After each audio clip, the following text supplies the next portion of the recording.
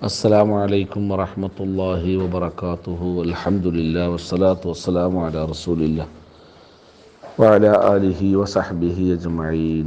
പ്രിയപ്പെട്ട സഹോദര സഹോദരിമാരെ, അല്ലാഹു സുബ്ഹാനഹു വ തആല വിശുദ്ധ റമളാൻ കൊണ്ട് വിജയിക്കുന്നവരിൽ നാം ഏവരെയും ഉൾപ്പെടുത്തി അനുഗ്രഹിക്കുമാറാവട്ടെ.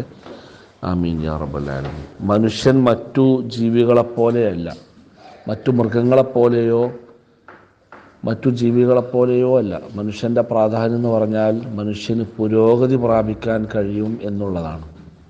എന്നാൽ മറ്റു മൃഗങ്ങൾക്കോ മൃഗാദികൾക്കൊന്നും പുരോഗതി പ്രാപിക്കാൻ കഴിയില്ല. ആദം നബി അലൈഹി ഇസ്ലാമിൻ്റെ കാലത്തുണ്ടായിരുന്ന ഒരു പക്ഷി, ഒരു കാക്ക, സുലൈമാൻ നബി അലൈഹി ഇസ്ലാമിൻ്റെ കാലത്തുണ്ടായിരുന്ന ഉറുമ്പ്, അതൊക്കെ ഇന്നും അതുപോലെ തന്നെയാണ് ജീവിക്കുന്നത്. അവരുടെ ഭക്ഷണകാര്യത്തിലോ സ്വഭാവത്തിലോ പെരുമാറ്റത്തിലോ മറ്റെന്തെങ്കിലും അഭിരുചികളിലോ ഒരു പുരോഗതിയും ഉണ്ടായിട്ടില്ല. എന്നാൽ മനുഷ്യൻ അങ്ങനെയല്ല.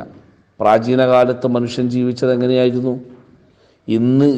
ഇന്നത്തെ കാലത്ത് മനുഷ്യൻ ജീവിക്കുന്നത് എങ്ങനെയാണ്?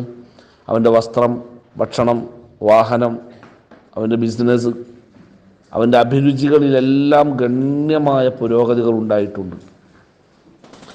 പക്ഷേ ഒരാൾക്ക് നല്ല വസ്ത്രമോ നല്ല വാഹനമോ നല്ല ഭക്ഷണമോ നല്ല വീടോ ഉള്ളതുകൊണ്ട് മാത്രം ഒരു മനുഷ്യൻ യഥാർത്ഥ പുരോഗതി പ്രാപിക്കുന്നില്ല. അവൻ്റെ സ്വഭാവത്തിൽ കൂടി ആ പുരോഗതി ഉണ്ടാവണം. എന്താണ് സ്വഭാവം? അവൻ്റെ ആഗ്രഹങ്ങളും അലച്ചകളും അവൻ്റെ അഭിലാഷങ്ങളൊക്കെ അവൻ നിയന്ത്രിക്കേണ്ടതുണ്ട്.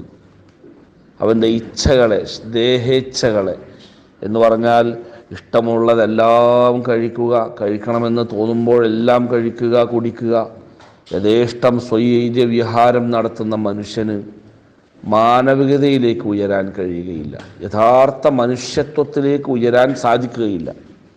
അവൻ പലതും ത്യജിക്കേണ്ടതുണ്ട്.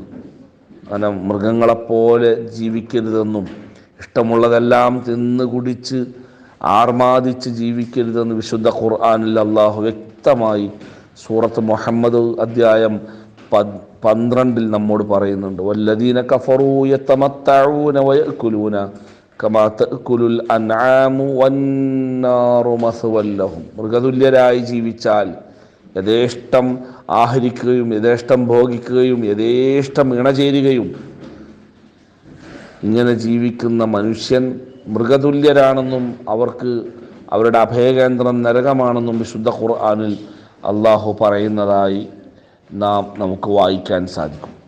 വിശുദ്ധ റമളാൻ ഒരു മനുഷ്യൻ്റെ ആഗ്രഹങ്ങൾക്ക് വിലങ്ങിടുകയാണ് ചെയ്യുന്നത്.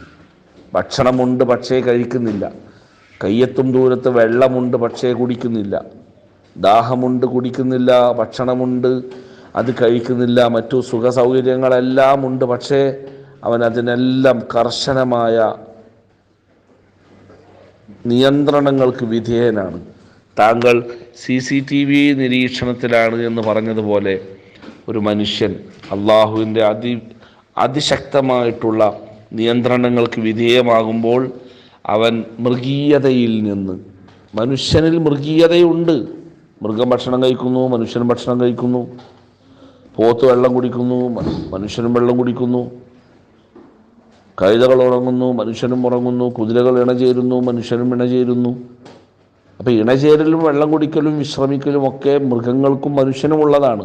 അതാണ് മനുഷ്യനിലെ മൃഗീയത എന്ന് പറയുന്നത്. ആ മൃഗീയ ഭാവങ്ങളെ ഇല്ലായ്മ ചെയ്ത് യഥാർത്ഥ ഉദാത്തമായ സംസ്കാരത്തിൻ്റെയും സ്വഭാവത്തിൻ്റെയും വാക്താക്കളാക്കി മനുഷ്യൻ മാറണം.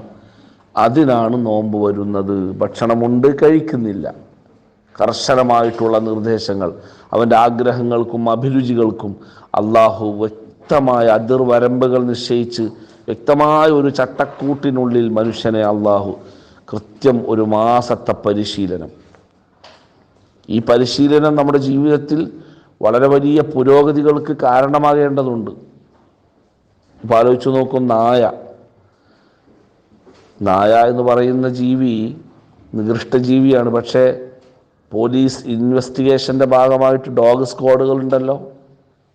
3 മാസത്തെ പരിശീലനം കിട്ടിയ നായക്ക് ലോകത്തെ 800 കോടി ജനങ്ങളുടെ ഗന്ധം തിരിച്ചറിയാൻ സാധിക്കുന്നു.